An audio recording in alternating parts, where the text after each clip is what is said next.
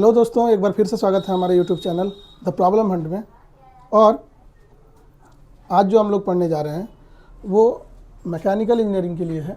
ठीक है, आप लोगों का थर्ड सेमेस्टर का एग्ज़ाम ख़त्म हो चुका है और अब फोर्थ सेमेस्टर स्टार्ट हो चुका है। ठीक है, तो फोर्थ सेमेस्टर मैकेनिकल में, डिप्लोमा के फोर्थ सेमेस्टर मैकेनिकल में एक आपका पेपर है प्रोडक्ट डिज़ाइन एंड डेवलपमेंट, जो कि न्यूमेरिकल पेपर है। ठीक है, इसमें डिज़ाइन करना होता है, हम लोगों को ढेर सारा कैलकुलेशन करना होगा। तो उसका एक पहला टॉपिक है आज का। ठीक है, उसका पहला टॉपिक है स्टेजेज ऑफ प्रोडक्ट डेवलपमेंट। यानी कोई प्रोडक्ट हम लोग बनाते हैं या मशीन का कोई पार्ट बनाते हैं, कोई एलिमेंट बनाते हैं, तो उसका कैसे डेवलपमेंट होता है, कैसे हम उसको डिज़ाइन करते हैं, क्या स्टेप होता है। ठीक है, और कैसे हम लोग फाइनल प्रोडक्ट का डेवलपमेंट करते हैं, वो स्टेज बताना है, पूरा स्टेप बाय स्टेप बताना है, पूरा प्रोसीजर बताना है कि शुरुआत से लेकर हमको एक प्रोडक्ट अगर मिलता है तो वो कैसे मिलता है। ठीक है, तो सबसे पहले अगर आपको किसी प्रोडक्ट का डेवलपमेंट करना है तो सबसे पहले पर्पस होना चाहिए अपने पास कि भाई नीड क्या है, एम क्या है। वो मशीन बना रहे हैं या मशीन का कोई पार्ट बना रहे हैं, एलिमेंट बना रहे हैं, तो उसका यूज क्या है वो हम डिफाइन करते हैं। ठीक है, पहला क्या है कि purpose for which the machine is to be designed. सबसे पहला चीज़ एम या नीड, हम वही चीज़ तो बनाएंगे, वही प्रोडक्ट तो बनाएंगे जिसका ज़रूरत हो, जिसका ज़रूरत नहीं होगा उसको बनाए क्या करेंगे। ठीक है, तो अपने पास नीड या एम होना चाहिए, पर्पस होना चाहिए। ठीक है, कि उसका क्या है, कहाँ पे यूज होगा, वो किस काम आएगा, हमारे किसी नीड को फुलफिल उसके द्वारा करना चाहिए, है ना।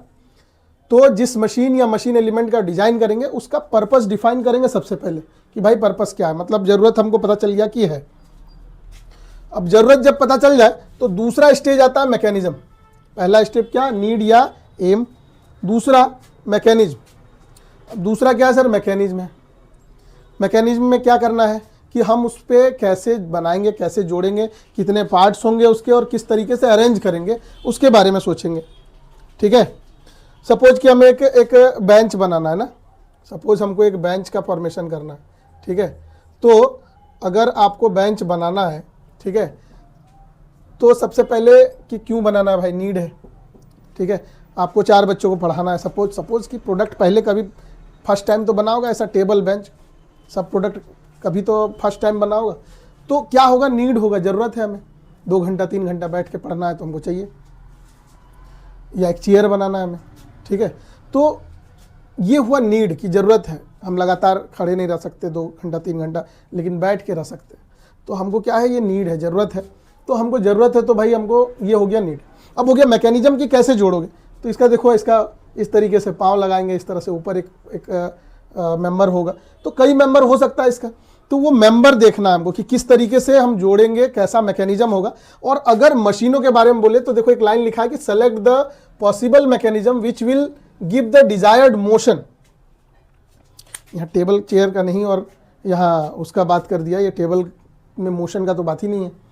तो मोशन का क्यों बात कर रहा है, मोशन ये बेसिकली आपको मशीन एलिमेंट के बारे में, मैकेनिकल टाइप मशीन के बारे में बात कर रहा है। और मैकेनिकल मशीन जो होता है ना, वो उसी को बोल सकते हैं जिसका कुछ पार्ट जो है मोशन कर रहा हो डिफिनिट डायरेक्शन में, उसी को हम लोग मैकेनिकल मशीन बोलते हैं।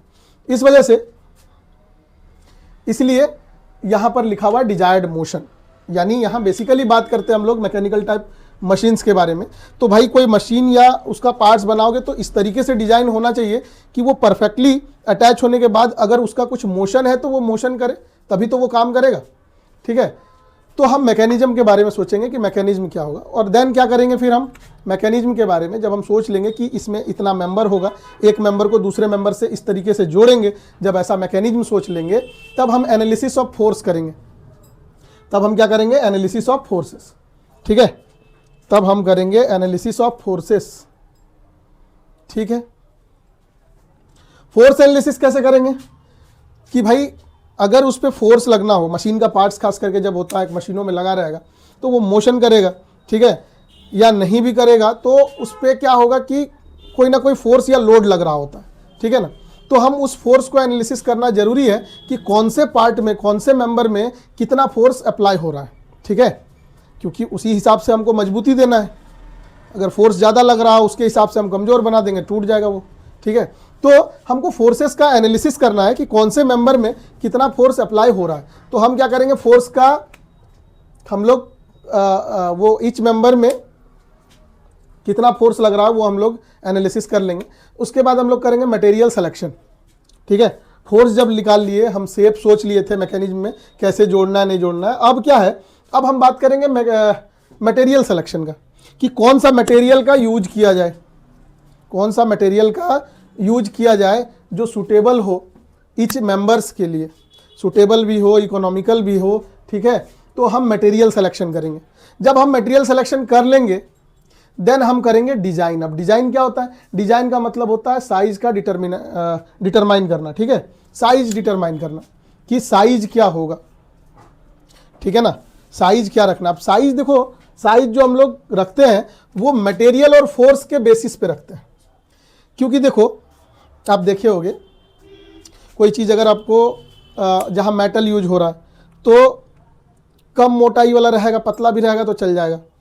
लेकिन वहीं पर अगर कुछ और वुड यूज हो रहा है, ठीक है ना, तो वो देखोगे कि वो थोड़ा सा उसका थिकनेस ज़्यादा चाहिए उसी वेट को उठाने के लिए, ठीक है।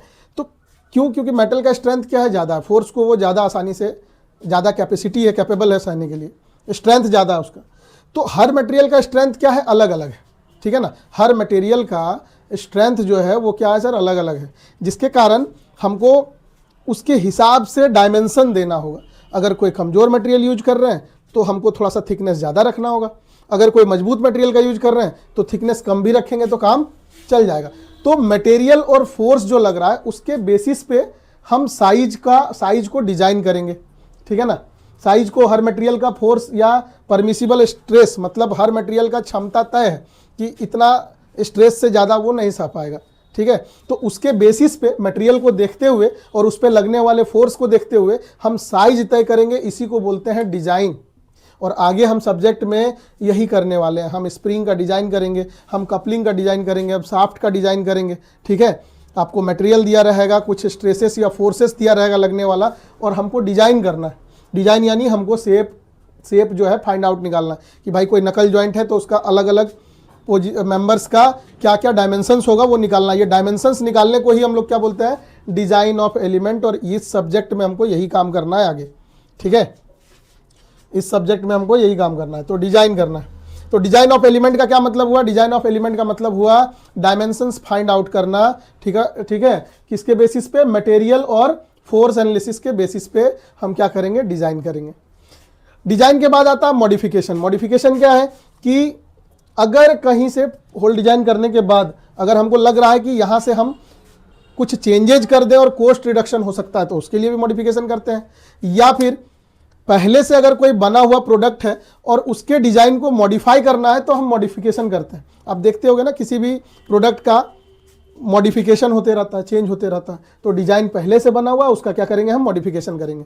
तो मॉडिफिकेशन हम लोग जो भी पास्ट में चल रहा हो उस पर कुछ चेंजेज लाते हैं, या फिर जो नया डिज़ाइन भी अगर हम किए हैं तो उसमें भी अगर कर सकते हैं मॉडिफिकेशन, ये देखते हुए कि भाई अगर कहीं से चेंजेज करने से अगर मेरा प्रोडक्ट भी सही काम कर रहा हो और कॉस्ट रिड्यूस हो जाए तो उसके लिए मॉडिफिकेशन यूज होता है।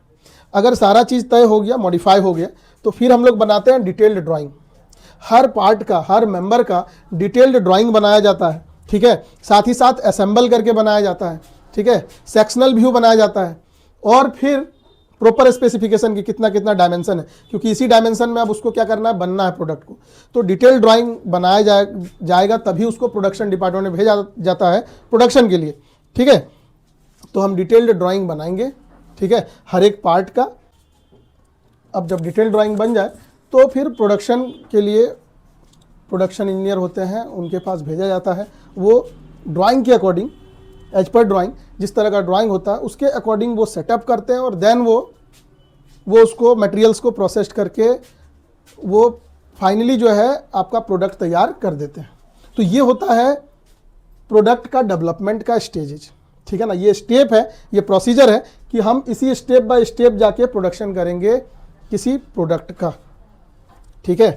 तो हमारा जो है बैच स्टार्ट हो गया है, कोर्स लॉन्च कर दिया गया। हमारा जो एप्लीकेशन है द प्रॉब्लम हंट, ठीक है, ये प्ले स्टोर में भी है, ऐप स्टोर में भी है, आप जाके वहाँ से डाउनलोड कर सकते हैं, ठीक है, और कोर्स परचेज कर सकते हैं आप, ठीक है। तो आप as soon as class join कर लें ताकि आपका सही समय में कंप्लीट हो जाए सिलेबस। को साइंस इंटरेस्टिंग लगती है तो लाइक करो, शेयर करो और चैनल को सब्सक्राइब करो। Thanks for watching.